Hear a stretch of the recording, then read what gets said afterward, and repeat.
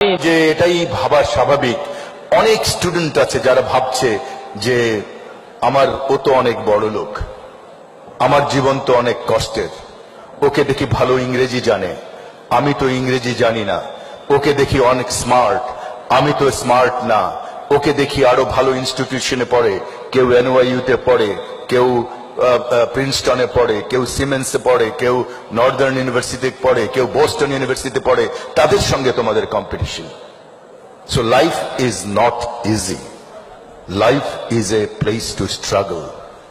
এই জীবন যুদ্ধে কি করে বাঁচবে, এই জীবন যুদ্ধে কি করে আগাবে, আমি একটি কথাই বলছি, সবুজ সাহেব বা এই টিচার যারা আছেন তারা যদি আজকে এখানে এত বড় স্বপ্নদ্রষ্টা হতে পারেন, আনিসুল হকের মতো একটি মধ্যবিত্ত ঘর থেকে উঠে আসা, যে এক সময় মাইলের পর মাইল হেঁটে স্কুলে গেছে, মফস্বলের স্কুলে পড়াশোনা করেছে, মফস্বলের ইউনিভার্সিটিতে পড়াশোনা করেছে, তোমাদের মতো ইউনিভার্সিটিতে পড়ার সুযোগ হয়নি, তোমাদের মতো এত ক্যাম্পাসে পড়ার সুযোগ হয়নি, সেই যদি ছোট্ট একটি মেয়র হতে পারে, তোমরা প্রতিটি স্টুডেন্ট পৃথিবীর সর্বশ্রেষ্ঠ স্টুডেন্ট, সর্বশ্রেষ্ঠ নাগরিক হতে পারো।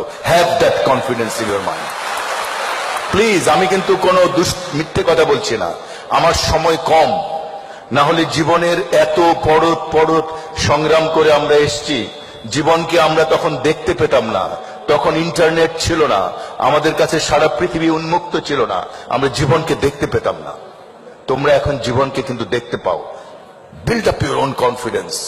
আমি পারবো, মানুষ পারে না এমন কিছু নেই।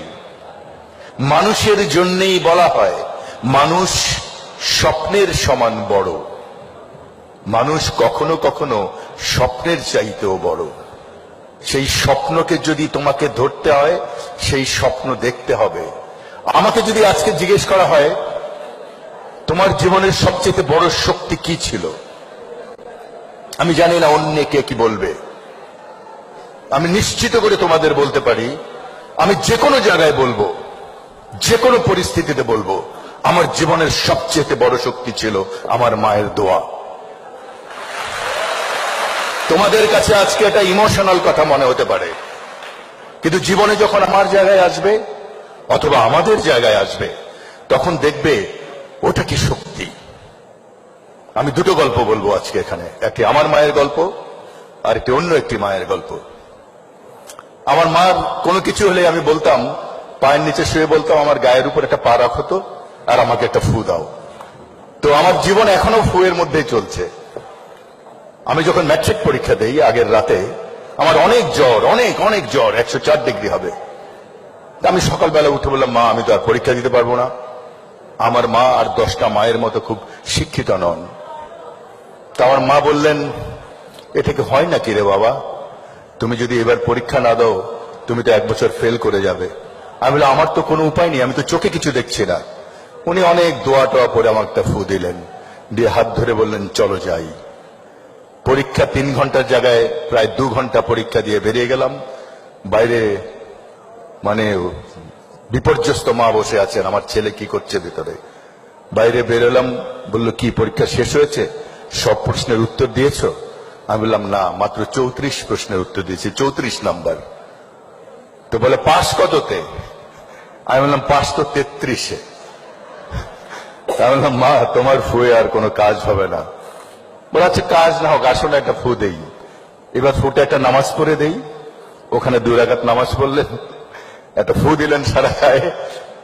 বিলিভ মি, এটা হয়তো এটা এক ধরনের কাকতালীয় ব্যাপার হতেই পারে, কিন্তু আমি আজও বিশ্বাস করি 34-এ পেয়েছিলাম।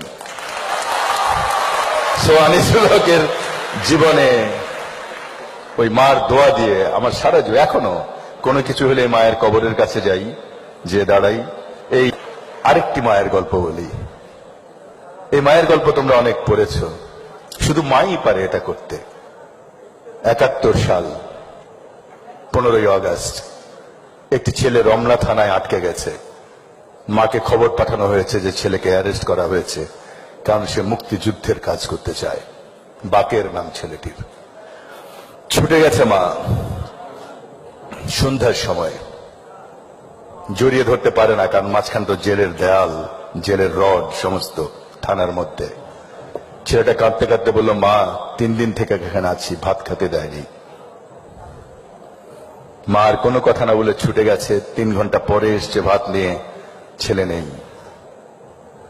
সেই ছেলেকে আর পাওয়া যায়নি। মা মারা গেছে 15 বছর পর, 85 সেই একই দিনে। এই 15 বছর সেই মা একটি ভাত খায়নি, একটি লোকমাও ভাত খায়নি, কারণ সে তার ছেলে বাকেরকে খাওয়া পা দিতে পারেনি। এই হলো মা। সুতরাং আমি তোমাদের বলি, এই বয়সে এসে, আমার বয়সে কিন্তু আমি বুঝতাম না যে মার বা বাবার দোয়া কত পরিশ্রম। ওদের একটা স্বপ্ন আছে তোমাকে নিয়ে, সেজন্যই এত কষ্ট করে তোমাকে পড়ায়। ওদের একটা স্বপ্ন আছে, বাচ্চা এটা হবে ওটা হবে। তোমার স্বপ্নের সঙ্গে সেটি নাও মিলতে পারে। স্বপ্ন নেই জীবনে এমন কোনো মানুষ নেই। স্বপ্ন মানুষকে বাঁচিয়ে রাখে। আমার বাবা